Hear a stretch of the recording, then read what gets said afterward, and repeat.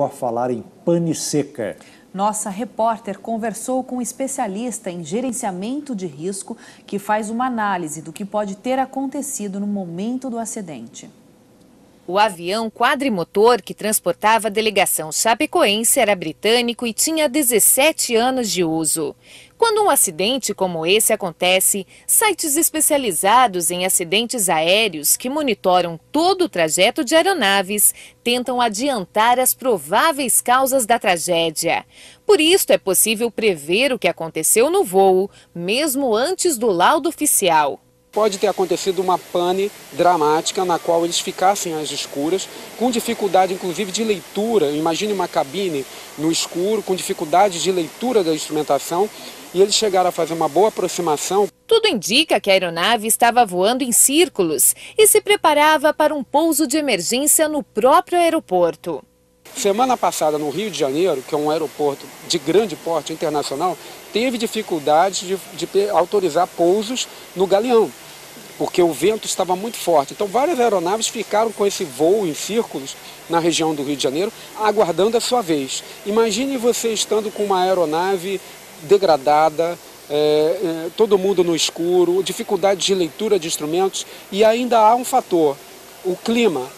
Havia uma grande tempestade, então talvez eles não tivessem nem teto para poder fazer o pouso, mesmo de emergência.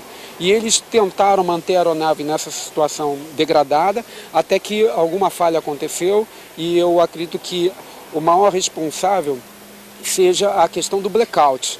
Segundo especialistas, existem fatores que podem fazer a diferença entre a vida e a morte em caso de queda, quando o passageiro escolhe um assento no avião. Porém, são fatores difíceis de se gerenciar, porque também depende muito do tipo de acidente.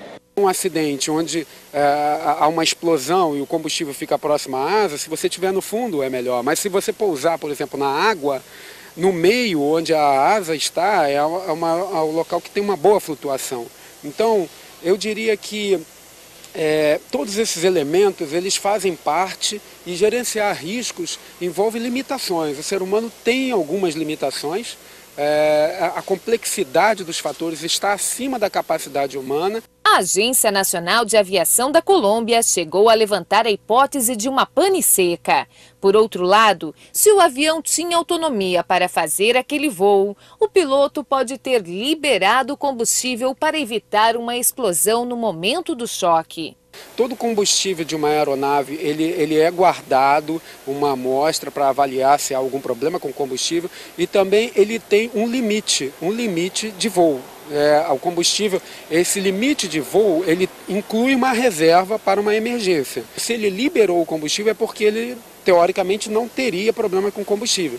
Mas essa informação ainda não está confirmada. A preparação, eliminando o combustível e tentando fazer uma aproximação do aeroporto, eles prepararam a tripulação, talvez tenham sido as razões de serem salvas 5 pessoas. Porque se ele estivesse carregado de combustível e se chocasse, talvez ele tivesse explodido e ninguém sobreviveria.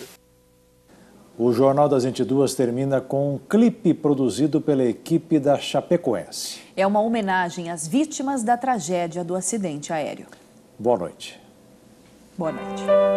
Hoje acordamos com um novo desafio, pois a vida nos deu uma missão diferente.